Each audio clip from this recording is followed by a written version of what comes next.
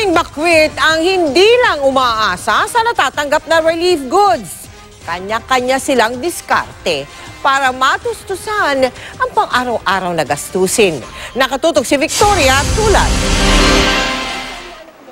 Noong nakatira pa sa Marawi City sina Pamela Yusuf, may 3 siyang tindahan ng damit sa mall at nasa 10,000 pesos ang kita niya araw-araw. Pero sa isang iglap, nag-iba ang buhay ni Pamela. Isa na siya sa libo-libong lumikas dahil sa bakbakan sa Marawi. Pero di siya umaasa sa tulong na ibinibigay sa mga tulad niyang bakwit.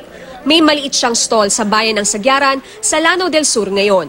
Mahirap daw kasing umasa sa relief goods para sa pamilya niya. Sa laki ba naman ng pamilya ko, siyam na anak ko, mabubuhay ka ng ganun. Nagpasalamat ako sa Diyos kay Allah na may nasalba ako ng kahit maliit na paninda sa tinda ko. Ganito rin ang paniwala ni Ahmad Derimbang. Sa kaunting perang nadala niya ng lumikas, nakabili siya ng mga sapatos na pambenta. Ang kaso, walang binta eh. Walang makabili sa amin kasi mga bakwit.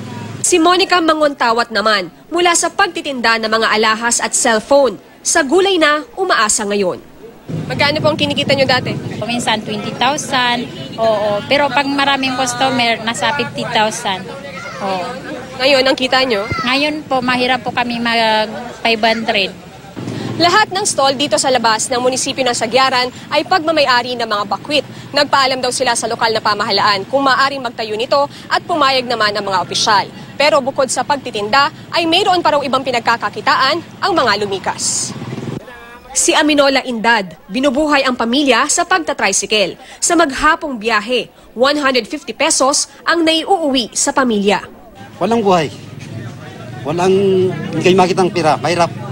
Batid naman daw ng DSWD na pangangailangan din ng mga bakwit ang pera. Kaya inaayos na nila ang Cash for Work program.